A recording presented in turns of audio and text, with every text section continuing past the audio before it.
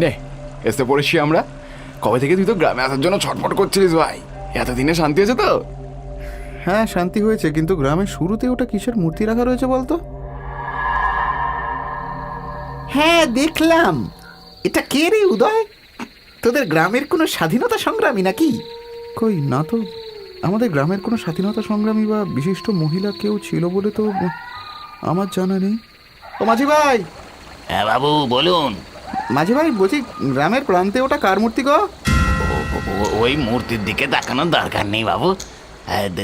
দেখুন, আপনারা এখানে বেড়াতে এসেছেন, বেড়ান, আনন্দ করুন, কিন্তু এইসব প্রশ্ন করবেন না। আমি আমি বলতে পারবো না। তার মানে বলতে পারবে না কেন? এমন কি আছে ওই মূর্তিতে? দেখুন বাবু, গ্রামের লোকেরা সকলে ওটা এড়িয়ে চলে, তাই আমায় জিজ্ঞেস করবেন না। আপনারা এখানে এসেছেন কেন শুধু শুধু এইসব বিষয়ে জড়াচ্ছেন? আমি আমি আসি। বাবা, মাঝি এমন করলো যেন আমি কোনো নিষিদ্ধ জিনিস নিয়ে জিজ্ঞেস করে ফেলেছি। অদ্ভুত তো। এর একটা এরকম ধরনেরই হয়, কিন্তু এখনো তো জমিদার বাড়ি থেকে কেউ এলো না। সেটাই তো ভাবছি রে। বাবা তো বলেছিল গাড়ি পাঠিয়ে দেবে, কিন্তু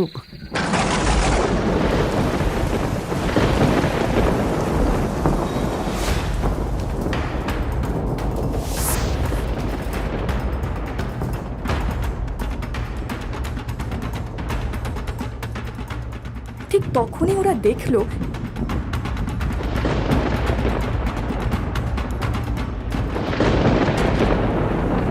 মহিলা ওদের তিনজনকে দেখে সবিস্ময় জিজ্ঞাসা করলো, তোমরা ওই বৃষ্টির মধ্যে আটকে পড়েছো বুঝি? হ্যাঁ, আর বলবেন না, আমরা এই গ্রামে এসে পৌঁছালাম এমন সময় বৃষ্টিতে নামলো যে কি বলবো। তা আপনিও এই গ্রামে নতুন বুঝি? না না, আমি এই গ্রামেরই বাসিন্দা। আপনি গ্রামের বাসিন্দা, তাহলে তো আপনি নিশ্চয়ই জানবেন এই গ্রামের প্রান্তে খেয়াঘাটের ধারে যেই আবক্ষ মূর্তিটা রয়েছে সেটা কার বলতে পারবেন? বাবা, ওই মূর্তির কথা তোমরা জেনে কি করবে? গ্রামে অনেক দেখার জিনিস আছে, সেগুলো দেখো, ঘোরাঘুরি করো, কিন্তু ওই মূর্তির বিষয়ে জিজ্ঞেস করো না। গ্রামের লোকে বলে ওই মূর্তি এড়িয়ে যাওয়াই ভালো। ধুর বাবা, আপনাদের কি ব্যাপার বলুন তো? সকলে এরকম একই কথা বলছেন কেন? এমন কি আছে এই মূর্তিতে? আর এই মূর্তিটাই বা কার? ওই মূর্তিটা কালামণির। বাবা, কালামণি? এরকম বাবা নাম হয় নাকি? হয়, জন্মের পর মাকে হারিয়েছিল মেয়েটা, আর জন্মের 1 মাস পরে বাবাকে। গায়ের রং চাপা ছিল বলে কাকা কাকিমা ওর নাম রেখেছিল কালামণি। কিন্তু কালামণির মূর্তি এইভাবে গ্রামের মুখে বসানো হলো কেন? এর কারণ কি? তার পেছনে অনেক বড় কারণ আছে, কিন্তু সেসব জানতে গেলে তোমাদের যে অনেক বড় কাহিনী শুনতে হবে। তা বেশ তো, একে তো বৃষ্টি মুখর সন্ধে, তার উপরে আমাদের গাড়িও এসে পৌঁছায়নি। আপনি বলুন, আমরা শুনবো। সে প্রায় আজ থেকে 20 বছর আগের ঘটনা। দিনটা ছিল 4ঠা অগ্রহায়ণ। সেদিন জমিদারের ছেলে নয়ন তার সুন্দরী স্ত্রী আর ছোট ছেলেকে নিয়ে 15 বছর পরে গ্রামে এসেছিল। চাকর বাকরদের মধ্যে তখন চরম ব্যস্ততা। সকলে কাঁধে করে বড় বড় থলি বাক্স নিয়ে চলেছে। সেই প্রথমবার কালামণির সঙ্গে নয়নের দেখা হলো। প্রথমবার বলতে যৌবন লাভের পরে প্রথমবার দেখা। কালামণি নদীর পাড়েই বসেছিল। না না খোকা, কাঁদে না, এই তো আমরা চলে এসেছি। হ্যাঁ গো, ছেলেকে কোলে নাও, ও তো কেঁদেই চলেছে। আরে নতুন জায়গা তো, তাই খোকা বোধহয় ঘাবড়ে গেছে। নয়ন, এই নয়ন। আমায় তুমি আমায় ডাকছো? হ্যাঁ, তোকেই ডাকছি। আমায় চিনতে পারছিস না? আমি কালামণি। ও, তুই কালামণি? হ্যাঁ, তোকে চিনতে পারবো না তাই হয়? কতদিন পরে দেখা বলতো। ওই সেই গুরুমশাইয়ের পাঠশালায় আমরা একসাথে পড়তাম। কত বড় হয়ে গেছিস রে। হ্যাঁ, দিন তো কম পেরোলো না। দেখতে দেখতে 15টা বছর কেটে গেল। তুই তো ছেলে বউ নিয়ে সংসারী হয়ে গেছিস দেখছি। এই, এটা কি হয়েছে গো? আরে কিছু হয়নি, ও আমার ছোটবেলার বান্ধবী।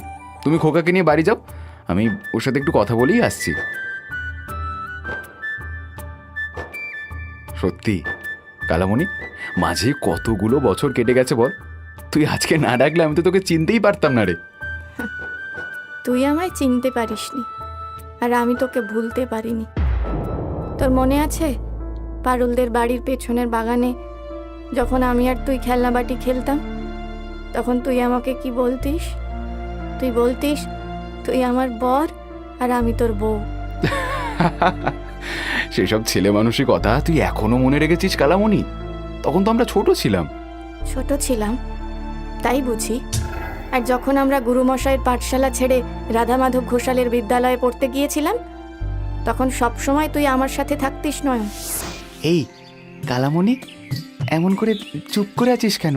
কি হয়েছে রে? জান তো, তোর সাথে আমি কথাই বলবো না। পরাণ বলেছে তুই নাকি শহরে চলে যাবি। ও বাবা, তোর কাছে খবর পৌঁছে গেছে? উফ, এই পরাণের পেটে কি কোনো কথা থাকে না? আমি কি করব বল? বাবা বলেছে এই গ্রামে নাকি ভালো পড়াশোনার ব্যবস্থা নেই, তাই আমাকে শহরে পাঠিয়ে দিচ্ছে। বড় শহরে গিয়ে তুই আমাকে ভুলে যাবি বল?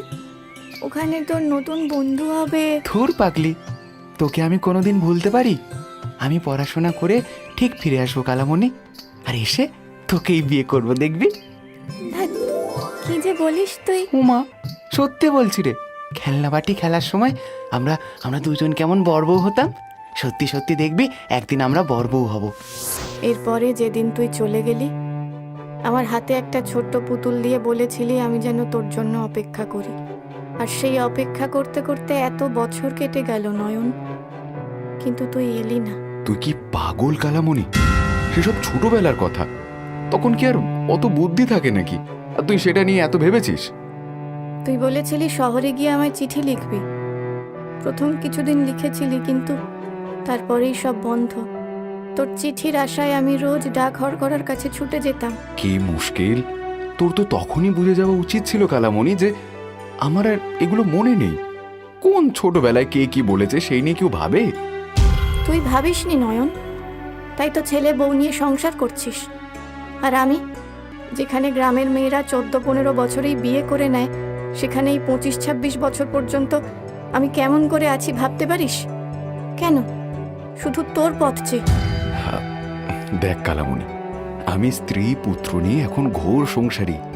ছেলেবেলার কথা আমার আর মনেও নেই। তোকেও বলছি, এসব পাগলামি ভুলে একটা ভালো ছেলে দেখে বিয়ে করে নে, বুঝলি? চল এখন আসি, হ্যাঁ? পরে কথা হবে।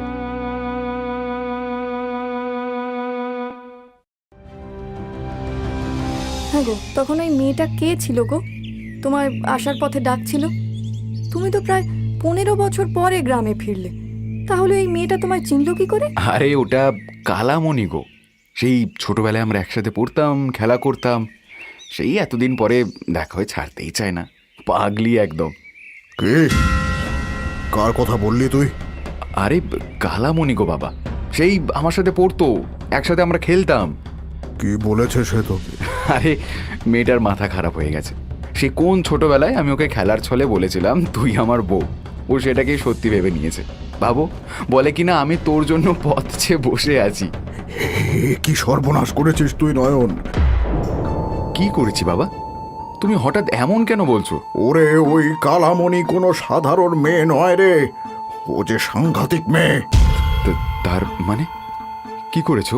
সে প্রায় 7-8 বছর আগের ঘটনা। আমাদের গ্রামে হঠাৎই একদল তান্ত্রিক আসে। তারা কোথা থেকে আসে কেউ জানে না, কিন্তু তারা শ্মশানের ধারে ডেরা বাঁধে। তারপরের কয়েকদিনের মধ্যেই গ্রামের ছেলেমেয়েরা উধাও হতে থাকে, আর তাদের মুন্ডু কাটা দেহ পাওয়া যেতে থাকে নদীর ধারে, কখনো বা জঙ্গলের মধ্যে। গ্রামের লোকের মধ্যে ক্ষোভ বাড়তে থাকে। সকলের সন্দেহ গিয়ে পড়ে ওই তান্ত্রিকদের ওপর। একদিন সকলে ফন্দি করে রাতের বেলায় শ্মশানে গিয়ে উপস্থিত হয়। আমিও গ্রামের লোকেদের সাথেই ছিলাম। সেখানে গিয়ে যা দেখলাম তা জন্ম জন্মান্তরেও ভুলব না। ওম তন্ত্রায় বিরূপাক্ষ কলঙ্কিনী তৃতীয়া দেবিনং গুরু গুরু স্বাহা। ওম তন্ত্রায় বিরূপাক্ষ কলঙ্কিনী তৃতীয়া দেবিনং গুরু গুরু স্বাহা। এবার এসেছে সময়। নিয়ে এসো খড়গ, মেয়েটাকে হাঁড়ি কাটে বসাও। খবরদার! আর এক পাও এগিয়েছে তো শয়তান পাষণ্ড! তোদের এত সাহস, তোরা তন্ত্র সাধনার নামে নিষ্পাপ ছেলে মেয়েদের বলি দিস? বাধা দিও না, সেটা তন্ত্র সাধনা। এর ফলে গ্রামের কল্যাণ হবে, মঙ্গল হবে। গ্রামের মঙ্গলের নামে তোরা একের পর এক বলে দিয়েছিস, কত মায়ের কোল খালি করেছিস। তোদের লজ্জা লাগে না? এ আদা, কে আছিস? ধর, ওদেরকে এক্ষুনি ধরে নিয়ে যা, সব কটার বিচার হবে। আয় দীননাথ, তোর ভাইজিকে নিয়ে যা। কালামণি যে ভয় কুঁকড়ে গেছে।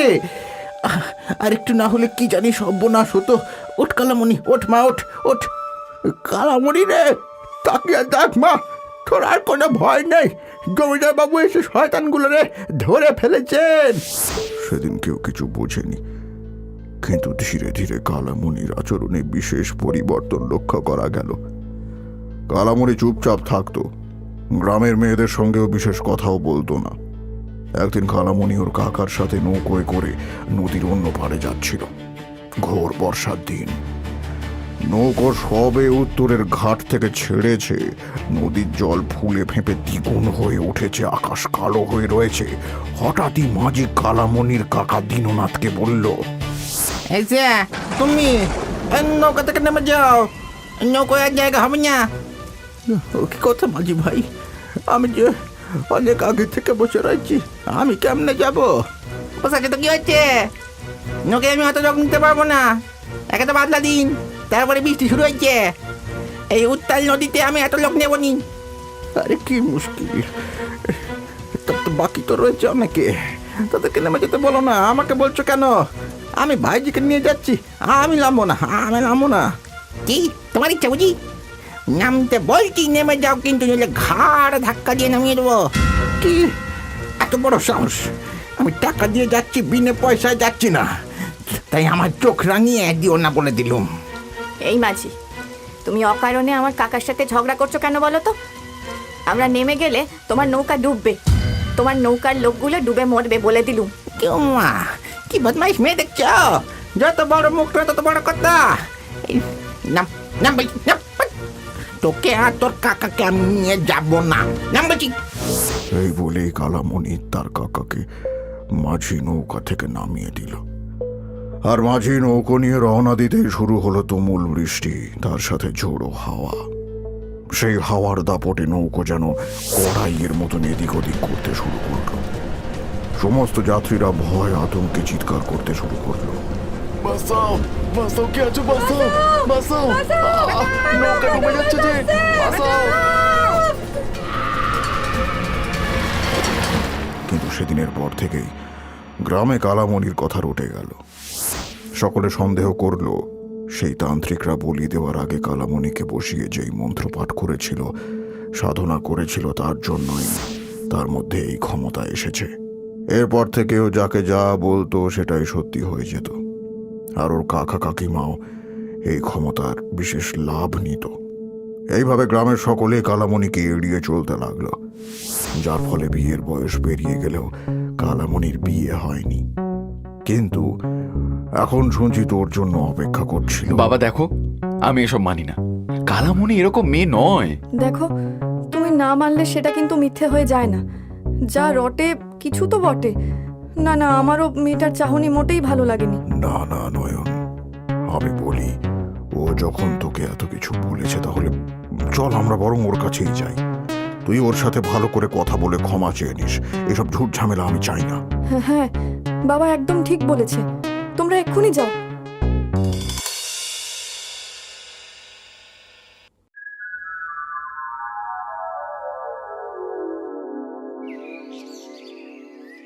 কালামণি, এই কালামণি, কালামণি। আরে জমিদার বাবু, কি সৌভাগ্য! এই গরিবের ঘরে আপনাকে যে কোথায় বসতে দেব? দীননাথ, আমরা বসতে আসিনি, তুমি একটু কালামণিকে ডেকে দাও, ওর সাথে দরকার আছে। সে তো বাড়ি নেই জমিদার বাবু। কেন, কি হয়েছে? না না, তেমন কিছু নয় কাকা। কালামণি কোথায় থাকতে পারে যদি বলতে পারতেন। এই সময় সে তো উত্তরের নদীর ধারে জল আনতে যায়, আজকেও মনে হয় সেদিকেই গেছে। ব্যাস, জমিদার বাবু আর নয়ন এক মুহূর্ত দেরি করে না, উদ্ভ্রান্তের মতো উত্তরের নদীর দিকে রওনা দেয়। সেই নদীর পাড়ের হোগলা গাছের নিচে কিছু জিনিস পড়ে থাকতে দেখে জমিদার বাবু আর নয়ন দাঁড়িয়ে পড়ল। জমিদার বাবু বললেন, নয়ন ওই দেখ। চলো গিয়ে দেখি।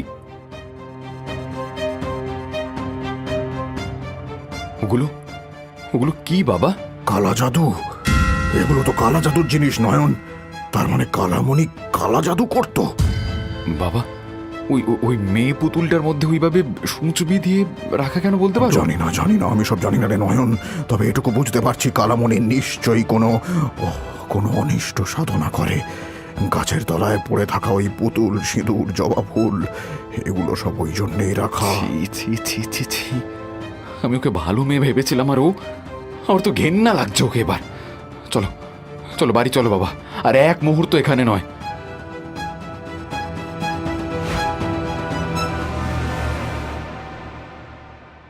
সর্বনাশ হয়ে গেছে জমিদার বাবু, সর্বনাশ হয়ে গেছে। কি হয়েছে হারু? এত লোক কেন? ছোট বৌমণি নেই জমিদার বাবু। কি হে, কি আবল তাবল বকছিস হারু? মণিমালা তো ঘরেই রয়েছে। এটুকু সময় কি হবে? আমি জানি না ছোট বাবু। ওনার চিৎকার শুনে ছুটে গিয়ে দেখে বৌমণি রক্ত বমি করছেন। আমি কবিরাজ মশাইকে ডাকতে ছুটে গেলাম, কিন্তু এসে দেখি সব শেষ। না না না, এ মিথ্যে। এ তো হতে পারে না, এ কিছুতেই হতে পারে না। মণিমালা হতে পারে সব ওই কালামণির কালা জাদুর প্রভাব নয়ন। আমরা যেই 3টে পুতুল দেখলাম তার মধ্যে মেয়ে পুতুলটা ছিল বৌমা, যার পেটে সূচ গাঁথা ছিল। হায় হায় হায় হায় কালামণি, তুই একটি সর্বনাশ করলি রে।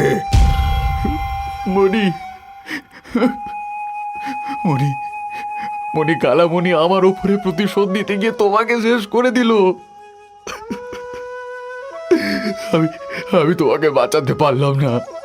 আমাকে ক্ষমা করে দাও মণি, আমাকে ক্ষমা করে দাও আমাকে।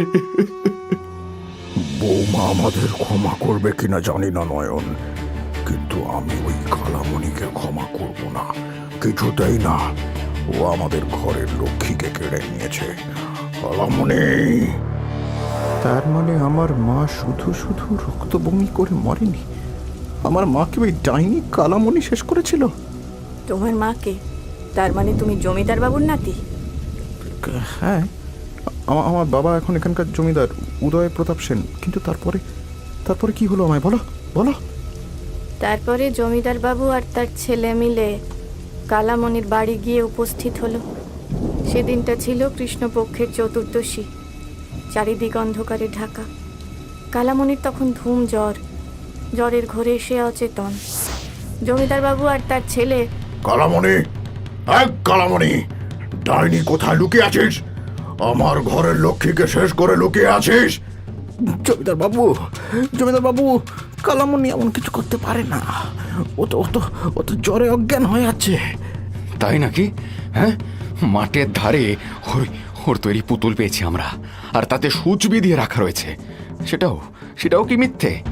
গ্রামবাসীরা অনেক অত্যাচার সহ্য করেছে, কিন্তু আর নয়। দীননাথ, যদি ভালো চাস ওকে বের করে দে, নইলে তোর বাড়ি আমি জ্বালিয়ে দেব। নাচকে কেউ আমাকে বাধা দিতে পারবে না দীননাথ। ও আমার বৌমাকে খেয়েছে, ওকে আমি ছাড়বো না। গুরুমশাই আসুন।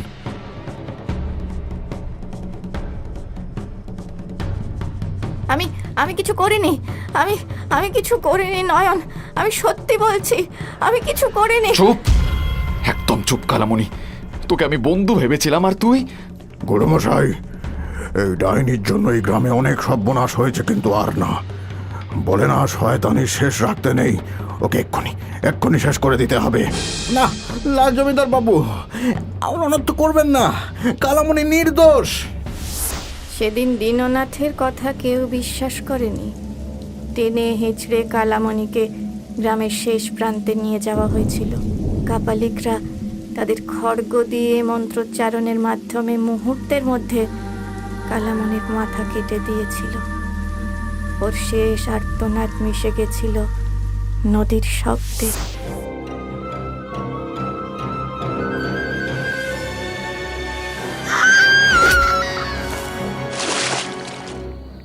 এতদিনে ডাইনিটার ছায়া এই গ্রামের উপর থেকে সরল। না বাবা, এইভাবে হবে না। ওর বিষ নজর যাতে এই গ্রামকে আর কখনো ক্ষতিগ্রস্ত না করতে পারে, তার জন্য একটা ব্যবস্থা করতে হবে। আমরা ওর একটা আবক্ষ মূর্তি তৈরি করে এই নদীর ধারে বসিয়ে দেব। ওর মুখ গ্রামের উল্টো দিকে থাকবে, যার ফলে ওর বিষ নজর আর আর কোনোদিন এই গ্রামে পড়বে না। উত্তম, অতি উত্তম।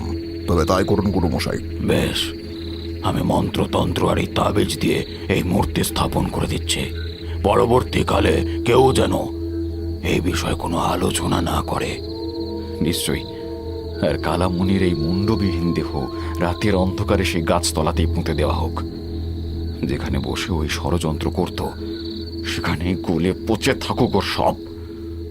বেশ, তাই হোক। এরপরে এই নদীর পাড়ে গ্রামের প্রান্তে কালামণির আবক্ষ মূর্তিটা তৈরি করে রাখা হয়, আর তার নিচে তাবিজ কবচ দিয়ে সেটাকে বেঁধে দেওয়া হয়, যাতে ওর বিষ নজর গ্রামের দিকে না পড়ে। ও, এটাই তবে এই মূর্তির কাহিনী।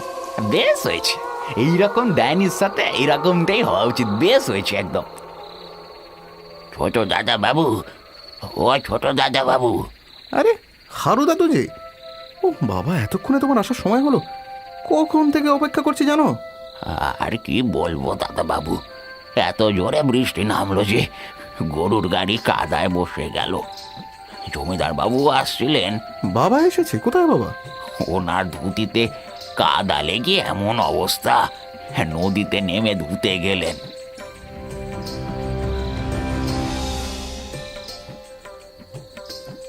বাবা, ও বাবা!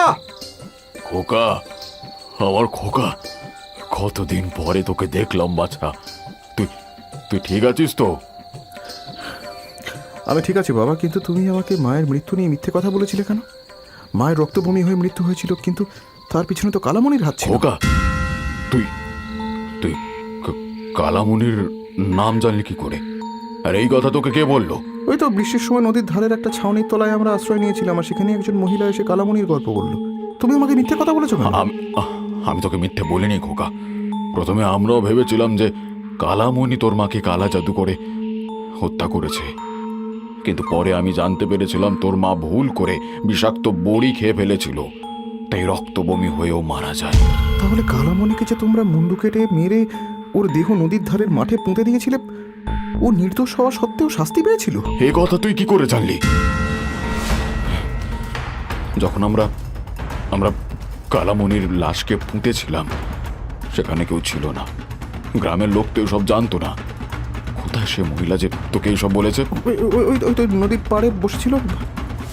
তৎক্ষণাৎ হন্তদন্ত হয়ে সেই জায়গায় এসে দেখল সেখানে কেউ নেই।